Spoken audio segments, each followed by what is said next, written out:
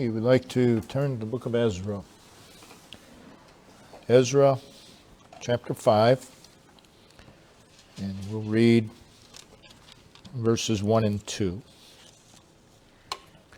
Then the prophets, Haggai the prophet, and Zechariah the son of Iddo, prophesied unto the Jews that were in Jerusalem, or in Judah and Jerusalem, in the name of the God of Israel, even unto them. Then rose up Zerubbabel, the son of Shealtiel, and Jeshua, the son of Jozadak, and began to build the house of God, which is at Jerusalem. And with them were the prophets, that is, Haggai and Zechariah, of God, helping them. So again, the work of the temple had been stopped. Now, under the influence of two prophets, Haggai and Zechariah, it was resumed. The background, which we saw earlier, is that the temple of Solomon had been destroyed by Nebuchadnezzar and his armies during the reign of Jehoiachin. After 70 years of Babylonian captivity, about 50,000 Jews returned to their homeland to rebuild the temple, to rebuild the city. They first started to rebuild the temple because that was more important than rebuilding the city. But of course, the rebuilding came to a halt. The rebuilding would be placed under the leadership of Zerubbabel and the spiritual guidance of Joshua and these two prophets.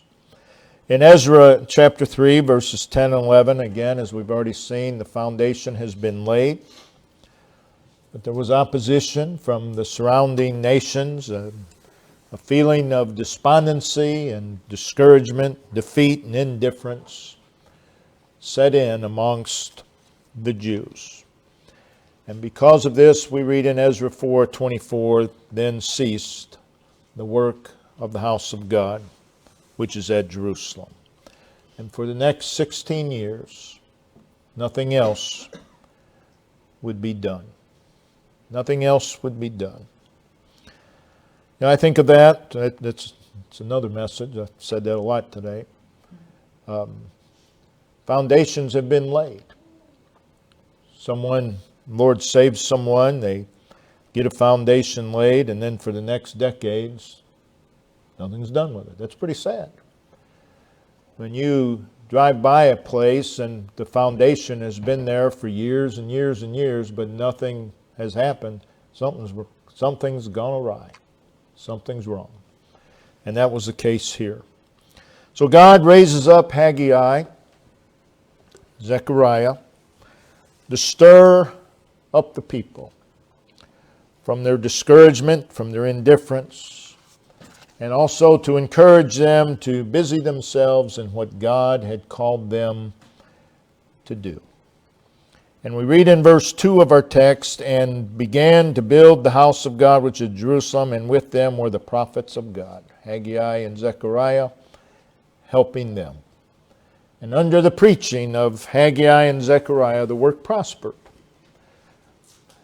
And we read in Ezra 6, verse 15, and this house was finished on the 3rd day of the month Adar, which is the 6th year of the reign of Darius the king. That would be 4.5 years after Ezra began his ministry. Haggai 1 and verse 1. Well, let's turn there again. Haggai 1, verse 1, we see it was in the 2nd year. And now it's the 6th year. So again, Haggai and Zechariah were contemporaries. That's seen from our text here in Ezra 5, 1 and 2.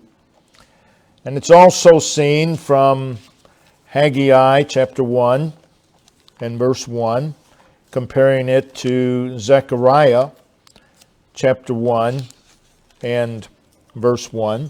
In Haggai 1:1, it's the second year, it's the 6th month.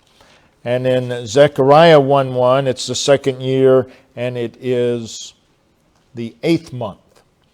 So the ministries of these two men began approximately 2 months apart. Now, the book of Haggai consists of 4 messages from Haggai. It's a record of 4 different messages of Haggai. We see, notice in Haggai 1 again, verse 1, in the 2nd year of Darius the king, in the 6th month, in the 1st day of the month, came the word of the Lord by Haggai. And then what follows is that word of the Lord. In chapter 2, verse 1, in the 7th month, so now we're a month later, in the 120th day, so we're over a month, of the month, came the word of the Lord by the prophet Haggai, saying. So we're in the 7th month, and he delivers his second message. Chapter 2, verse 10. In the 24th day of the 9th month, in the 2nd year of Darius. And then in chapter 2, verse 20, and again the word of the Lord came unto Haggai in the 24th day of the month, saying, same day, different message. So we see there are 4 different messages that Haggai preached. So, reading Zechariah chapter 1, verse 1, in the 8th month, in the 2nd year. Now, it was in the 7th month, we see Zechariah's or Haggai's second message. So it's sometime between Haggai's second and third message, Zechariah comes on the scene, between the second and third message. Zechariah comes on the scene in the 8th month. We see Haggai's second message was in the 7th month. So between the 2nd and 3rd month, or between the 2nd and 3rd message of Haggai, we have Zechariah. And the book of Ezra and Nehemiah give us the details of the rebuilding, while the book of Haggai and Zechariah focus on the ministries of Haggai and Zechariah. So as you read these accounts, again, there are many parallels, many applications to our own times and lives. We want to consider the people to whom Haggai and Zechariah ministered to. And then we want to consider the ministries of Haggai and Zechariah. Our subject is God's message to a bogged down people. So first of all, let's consider the people that Haggai and Zechariah were called to minister to. Again, here's a people. Some had been taken captives, lived through the captivity.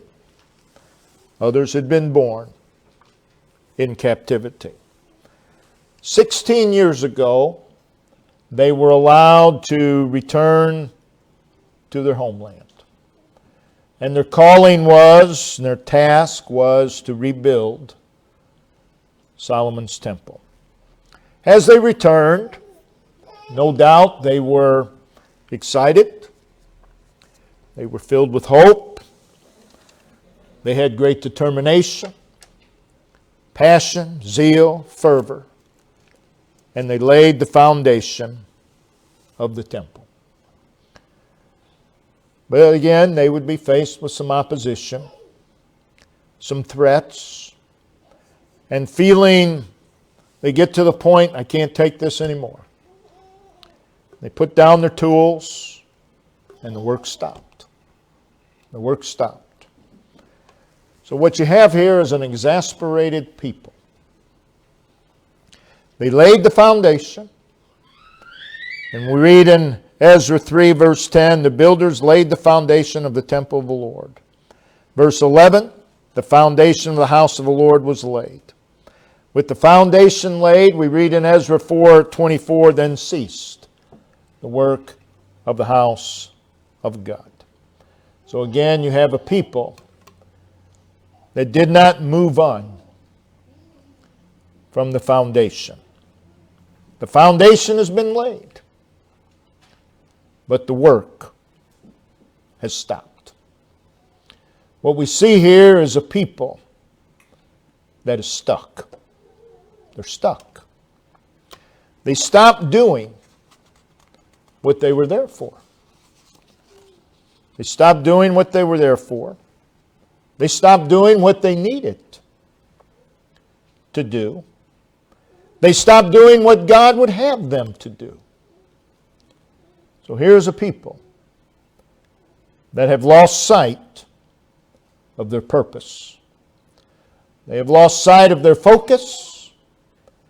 They have lost sight of their mission. Here is a people focused upon the now. We have this opposition. We have these threats. Can't take it anymore. Just already dealt with captivity, and now I've got to deal with this. Can't do it anymore. They've lost their focus. They're focused upon now. Here's a people preoccupied with problems, with appearances. Here's a people that have suffered a setback. These are the people that Haggai and Zechariah ministered to. In Haggai chapter 1, verses 2 through 8, we see that the remnant had been so zealous, so passionate for the Lord's work, became indifferent to His work. And they became more passionate toward their own temporal welfare and comfort. Let's read verses 2 through 8. Thus speaketh, this is Haggai's first message. Thus speaketh the Lord of hosts, saying, this people say, this is what they're saying, the time has not come, the time that the Lord's house should be built. 16 years ago, we laid the foundation, and it's still not time to build upon it. That's what they're saying. It's not time. Oh, we would, but it's just not the time. Then came the word of the Lord by Haggai the prophet, saying, is it time for you, O ye, to dwell in your sealed houses, and this house? Pointing to that foundation. Lie waste. Oh, we don't have time for the Lord's work. But Haggai says, you've got time for everything else. Got time for everything else. Now therefore, thus saith the Lord of hosts, consider your ways. You got time for everything else, but you don't have time for the Lord. You need to consider your ways. It's not that you're too busy. You've chosen to be busy in the wrong things. You've sown much and bring in little. And if you bring in little, what do you got to do more of? Work some more. And you see where it goes. We don't have time. You eat, but you have not enough. You drink, but you're not filled with drink. Ye clothe you, but there's none warm. And he that earneth wages to put it into a bag with holes. Thus saith the Lord of hosts, consider your ways. Then he instructs them. Go up to the mountain and bring wood and build the house. It's been 16 years. Go get the wood and build the house, is what Haggai is saying. And I will take pleasure in it, and I will be glorified, saith the Lord. So we see this people going about their own lives, building their own houses, doing what they wanted to do. Here is a people tending to their own personal affairs to the extent that they were neglecting the God purpose of them being there to build the house. They're no longer focused upon God. No longer focused upon the matters of God. I've had people tell me, and I've told them, "Brother Dan, when I retire, I'll be in church more," because they miss because of work or whatever. It can go. I'm just giving you the example that I've been given. It could be many things. And I said, "No, you won't. No, you won't. Because the job isn't the problem. The problem's here. And unless you change that, you won't be in church more. Because the job's not the problem." And that happens so often. And it was here. "Well, we build the house, but we just don't have time." Well, why don't you have time? We've all got the same amount of time in a day. Why don't you have time? We choose to fill our time in whatever ways we do. And the reason they didn't have time for the Lord was because they chose to fill it with other things. And Haggai is rebuking them because their own lives took priority over the work of the Lord. And when that happens, Haggai says what you need to do is consider your ways, because your ways is the problem. There was a change in emphasis in these people's lives. When they first got there, the emphasis was, we've got to get the temple rebuilt. And they laid the foundation, and all of a sudden the emphasis changed. Now we don't have time. Now's not the right time. They became busy with other things, other pursuits. They became busy with their own plans, their own pleasures, and that all took priority over the work of the Lord. The main thing ceased to be the main thing. They're expending their energy upon the temporal rather than the business of God. So here's a people that have allowed life to get in the way.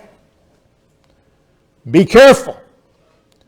We are very prone to allow life to get in the way of serving the Lord and what we're here for. So they have become focused upon self. They've become focused on their own comfort. They have developed comfort zones. Haggai 1 verse 4 says, You dwell in your own sealed houses, and yet my house lieth waste. Life had gotten in the way. Their own temporal welfare, their own comforts became the all-absorbing object of their thoughts and their efforts. And you hear what Haggai says there in verses 2 through 8. And as you read those verses, you see a people that were fixated and obsessed and addicted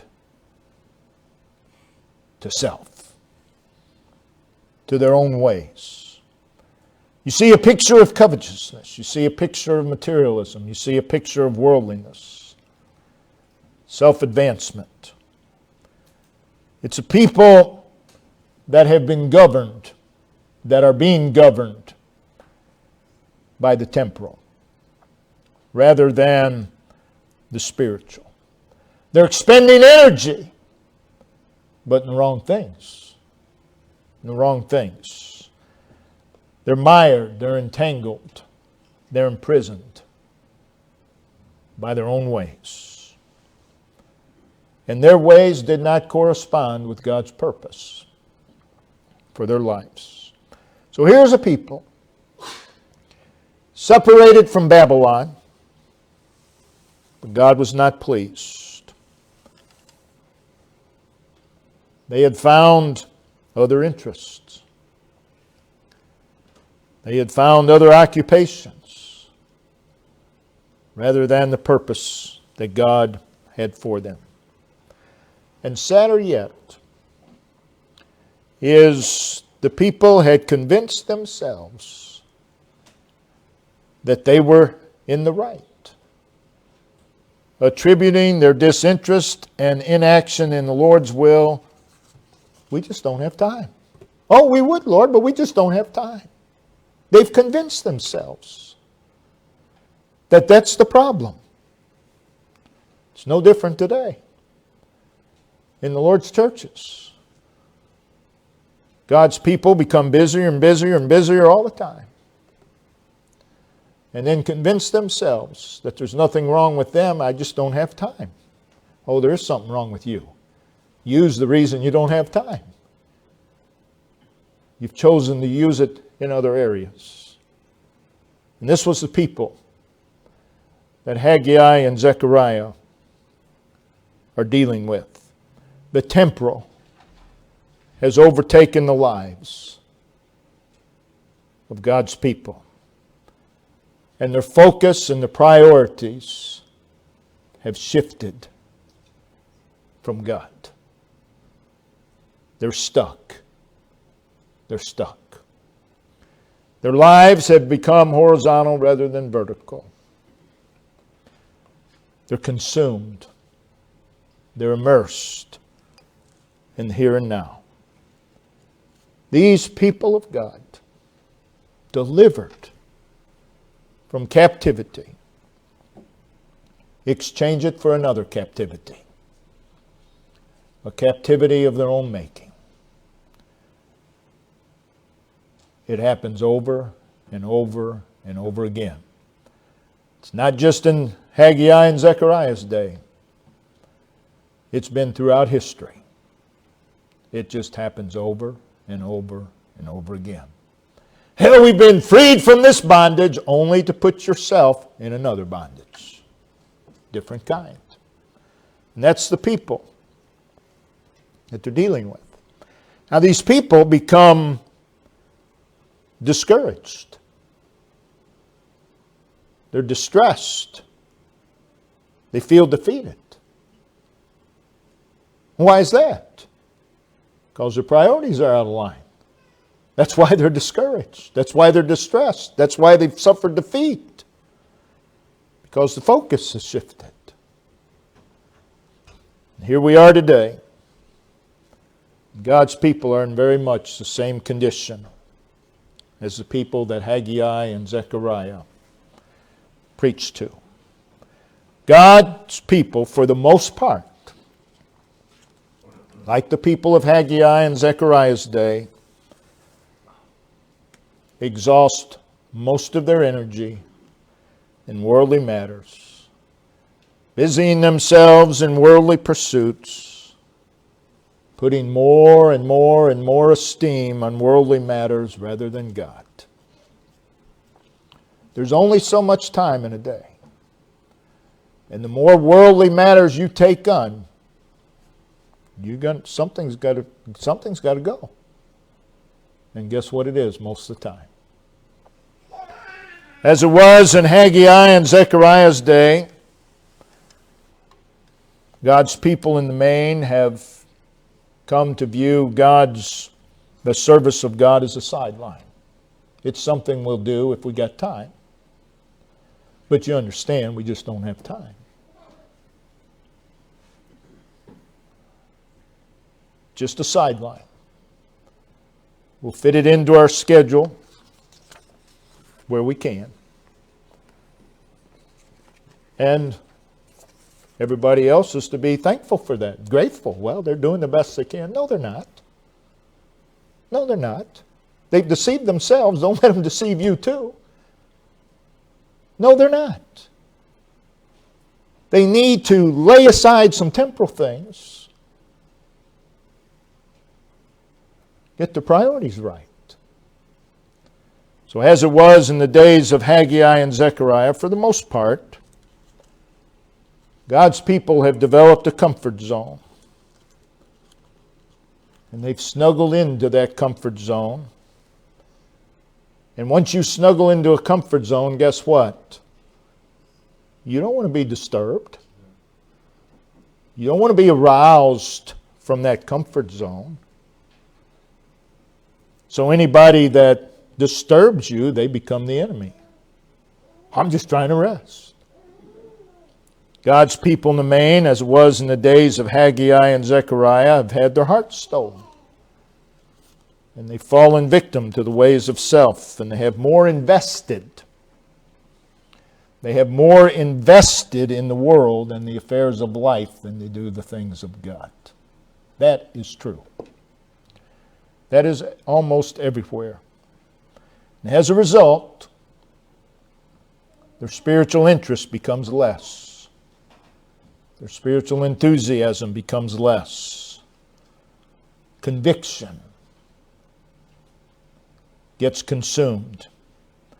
And as it was in the days of Haggai and Zechariah, most of God's people are stuck in that temporal frame of mind. And as it was in the days of Haggai and Zechariah, God's people in the main have become so focused on their own personal well-being that they have neglected and abandoned their main purpose, which is God. So let's look at how Haggai and Zechariah handled this people. Consider the ministries of Haggai and Zechariah. God would greatly use Haggai, greatly use Zechariah to stir the people, to rebuild the temple of Solomon. And though they preached to the same people, under the same circumstances, Haggai and Zechariah were different men.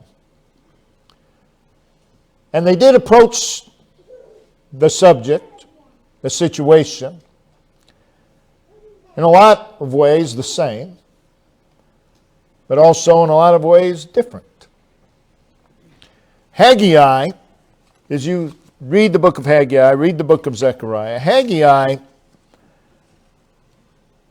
rebuked and admonished the people in an authoritative way.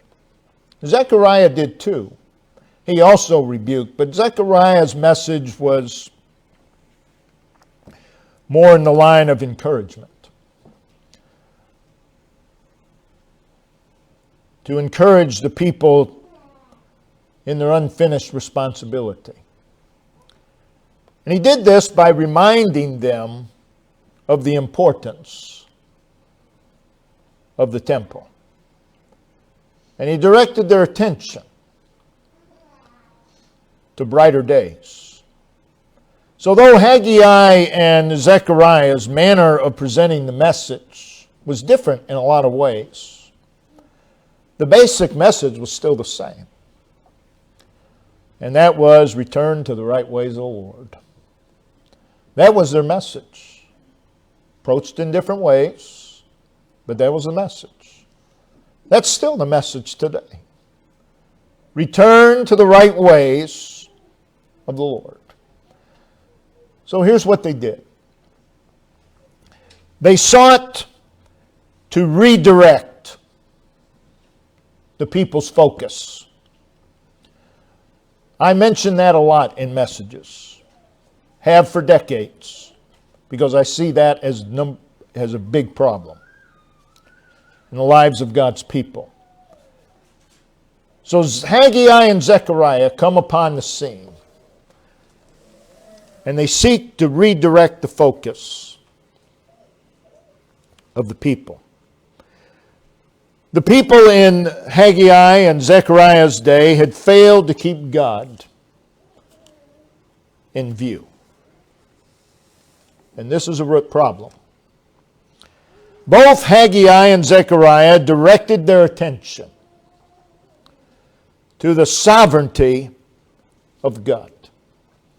Haggai mentioned the Lord of hosts, 2 chapters, 14 times. Lord of hosts speaks of His sovereignty. God's in control. 14 times he mentions that. Zechariah used the phrase the Lord of hosts 53 times. The sovereignty of God.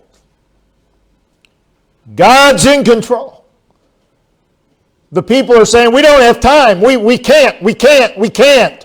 And the reminder was, God is sovereign. God is in control. God has this. That was the message. Haggai in chapter 2, verses 4 through 9 directs their attention to God. In those verses, we'll not read them for time's sake, but he mentions the promise of God's presence. He says you need to focus on that. He mentions the promise of God's faithfulness. He's saying you need to focus on that. He mentions the promise of God's power. You need to focus on that. The promise of God's provision. And the promise of a glorious future. And you can read verses 4 through 9 there of chapter 2 and you'll see those things. But he's directing their attention to God. And Zechariah, throughout his ministry, directed their attention towards something bigger and more spectacular than the task at hand, Jesus Christ. He speaks of Christ throughout his ministry. You read the book of Zechariah, he presents Christ as the branch, as the priest, as the king, as our salvation, as our foundation, as the burden bearer, as the battle bow or our defense. He mentions him as the fountain and as the shepherd and the guide and as the king of all the earth. He's saying focus upon Christ, not the here and now. So the message of both Haggai and Zechariah in different ways is focus upon God. Focus upon God. It's the tendency of human nature to get so busy, to get so caught up, so distracted, so entangled with the affairs of life, not necessarily sinful things, that we become blind and deaf to God. We need to learn not to allow the events, the headlines, the wickedness, the vileness, the abomination, the blasphemy, the heresy, the perversion of our times. Those are all horrible things. No one's going to argue that. But they're never to become the main focus. Never. That's not what is to direct our attitudes and our spirit. The circumstances of life. We don't deny the circumstances of life. But the circumstances of life do not become the main focus. And we do not allow the circumstances of life to block our view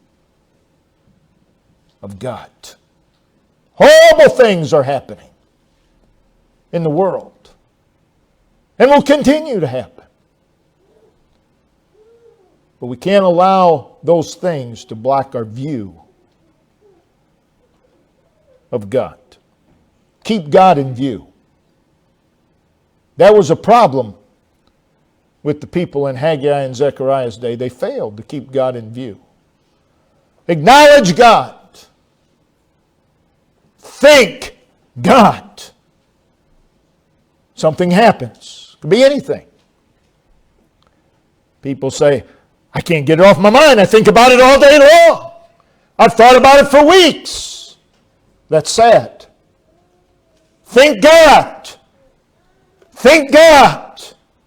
Thinking upon the circumstances won't change the circumstances, won't make your life better. Thank God. That may not change the circumstances either, but it'll make your life better. Thank God. We live in a world. We are going to experience darkness. But our focus is not to be upon the darkness. Our focus is to be upon the one who can give light. The Lord. We live in a world where we're going to experience weakness. But our focus cannot be the weakness, but the one who can bring strength. Makes all the difference in the world. Makes a huge difference in the life that we live. We're going to experience defeat. But you don't focus on the defeat. You focus on the one who can give victory. Who can turn the defeat around. We experience chaos. The focus isn't to be on the chaos. The focus is to be upon the one who brings order. We live in a world where we experience turmoil. But the turmoil can't be the focus, or shouldn't be. But the one who can bring peace in the turmoil is to be our focus. It makes a huge difference. What we emphasize, what we focus upon, dictates the life that we live. You can there's going to be uncertainty. Oh, what's going to happen? What's going to happen? What's going to happen to my children? What's going to happen to my grandchildren? Oh, this is horrible. Focus upon the one who can bring certainty. That's where focus needs to be. There's going to be storms. Don't focus on the storm. Focus upon the one who brings calm in the storm. So what you're saying is we're to ignore everything else. That's not what I said. That's not what I said. I said it's a matter of focus. It's a matter of emphasis. And the people in Haggai and Zechariah's day was putting the emphasis upon the temporal. Building their own lives while the things of God were neglected. We must not fall into, and we're very prone.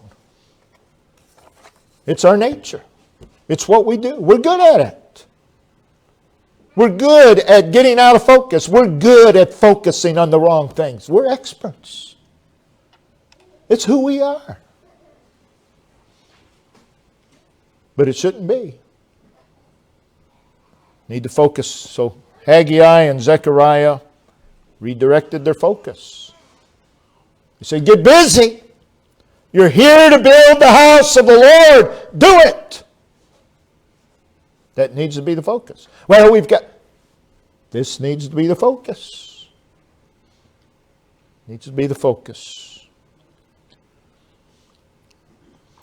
It's like the parent that's watching TV. Kids can be tearing up the house. They don't see, hear anything. Why? Because they're focused on something else. House of God, it just takes one person to whisper and the whole building's upset. Everybody notices. Why? There's a lack of focus. Pretend it's TV. Nothing bothers you. Haggai rebuked them concerning their priorities. This is seen in Ezra 1. Their priorities had become askewed. Right focus keeps priorities in order. Always will. They go hand in hand. If your focus is right, your priorities will be right. And if your priorities are going to stay right, your focus has to stay right. When they first got to Jerusalem, 50,000 people focused on one thing. But it didn't take long. a little bit of opposition, some threats from the enemy countries. They began to focus on those things, and guess what? The thing they should have been focused upon is pushed to the back. They've lost sight of it. There was also a reminder that the strength was not in themselves. Zechariah reminded Zerubbabel in chapter 4 and verse 6. This is the word of the Lord unto Zerubbabel, saying, not by might, that is, this house will not be built by physical might nor physical power, but by my Spirit, saith the Lord of hosts. Zechariah is reminding Zerubbabel, who would head up the building project, that it's going to take more than human intellect. It's going to take more than human ability. It's going to take more than human resources to do this work. It is going to take the power of God. Zerubbabel, don't forget that. What is needed is the Spirit of the Lord. Remember where the power is in serving the Lord. It's in Him. It's not in numbers. It's not in money. It's not in circumstances. It's not in intellect. The power is in the Lord. So what Zechariah is telling Zerubbabel in chapter 4, verse 6 is, Zerubbabel, you need to trust God. This is a huge task, and you better trust God, because that's the only way it's getting done. That's still true today. Also, both Haggai and Zechariah exhorted the people to be strong. Be strong. Notice in Haggai chapter 2. Haggai 2, verse 4. Yet now be strong, O Zerubbabel, saith the Lord. Be strong, that's twice. O Joshua, son of Josedech, the high priest. And be strong, that's the third time. All ye people of the land, saith the Lord. For I am with you, saith the Lord of hosts. Be strong. Zechariah, in Zechariah chapter 8, verse 9 and verse 13, exhorted the people, let your hands be strong. Be strong. It's an inward strength. Be strong. You will not serve God. You certainly will not continue to serve God without strength. Be strong. It's a call to trust Him, because our strength, He's already told Zerubbabel, your strength's in the Lord, the power of His Spirit. It's a call to trust upon Him. Oh, I can't do it anymore. No, you can't. You never could. You've just come to that realization. Well, it's a good realization to come to. I can't. So lean upon the one who can. Be strong. Be strong. Oh, I can't do it anymore. I've tried so hard. That's your problem. It's not in your strength. Quit trying and just trust God. Draw from His power. Be strong. It is be continually strong. Be continually strengthened. Those who serve God and continue to serve God faithfully have strength. And it's not a strength that you muster up. It's strength that comes from God. It's strength that you draw from God. Be strong. What that means is be prepared for the work of the Lord. Be strong. Be strong. This is the message of Paul. Ephesians 6 verse 10, be strong in the Lord and in the power of His might. Oh, you don't understand. I've got problems. Be strong. God's strength is greater than your problems. Oh, you don't understand. I've experienced some horrible things. Be strong. Be strong. That was Haggai and Zechariah's message. Be strong in the Lord in the power of His might. That is, you be strong in the strength, the power, the force, the vigor, the energy, and the support of God within us. That's where strength comes from. These two words, be strong, occur 32 times in the Word of God. Be strong.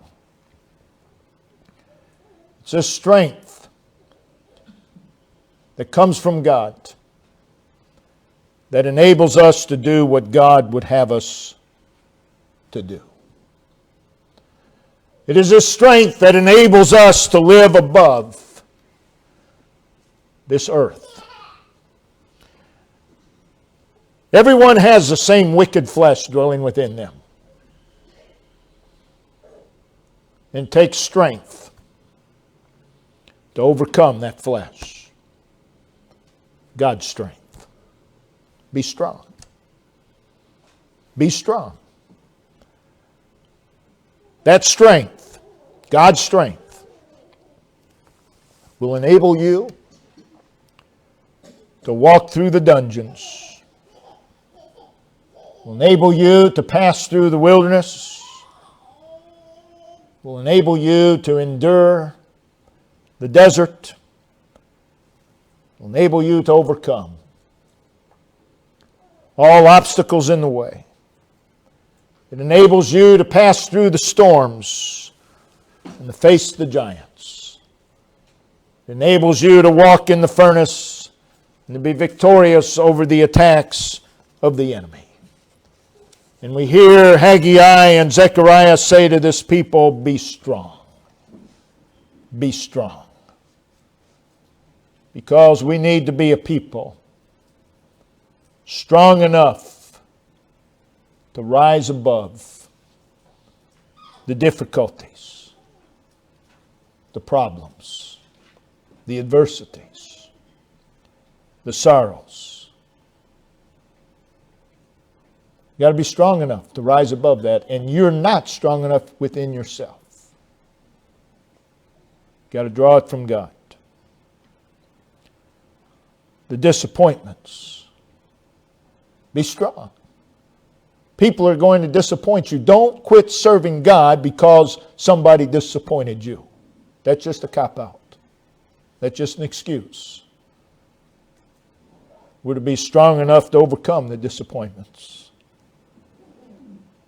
and the discouragements. Well, I was on fire for the Lord, but I got discouraged.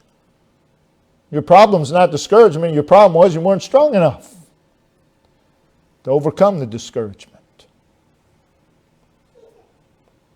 Strength enough to overcome the irreverence and the defiance of the day. Be strong. He's telling them, be aligned with God. Align your life with God. That's where strength comes from. Have resolve for God. We need to be a people strong enough to live undeniably for God. A people strong enough to live by faith in the midst of unbelief. You see, that's what the people of Haggai and Zechariah's day needed. It's what we need. Need to be strong enough to maintain godly conviction. We live in a day where there aren't very many who seem to have much godly conviction. It takes strength to not allow the world and the trends of the world to consume your conviction. Of people strong enough to maintain strict adherence to truth. Well, nobody wants to hear it anymore. That may be so. So what does that mean? Does that mean you should give it up? Of course not. We need to be strong enough to maintain strict adherence to the truth. Well, nobody in my family will have anything to do with me. Oh well. Be strong enough to maintain a strict adherence to truth. A people strong enough to maintain commitment and devotion to God. Both Haggai and Zechariah exhorted them, be strong. Now do. Do what you're called to do, which in this case was to build the temple. Be strong and do. Notice it's first be and then do. Be what God would have us to be. Why? So that we can do what God would have us to do. People get it backwards. They reverse the order. Well, we need to do this. Well, you need to be strong first. Be what you ought to be. And now you can do what you ought to do. And that was the message to these people. The reason the doing does not get done is because we're not where we ought to be. So the being is more important. And let me tell you this. The being is more difficult. Anybody can do for a while. But being. Be what you ought to be. And you'll be able to do what you ought to do. So we see how Haggai and Zechariah dealt with a people that very much people haven't changed. Pretty much, not exactly, but pretty much people are the same everywhere you go. Just put different faces on them. Same people, just different faces. People are people. Human nature is human nature. It doesn't change. Education doesn't change human nature. Religious upbringing does not change human nature. Human nature is human nature. It's what it is. We need to be strong in order that we can do what God would have us to do. Brother Dave, if you come and lead us in singing.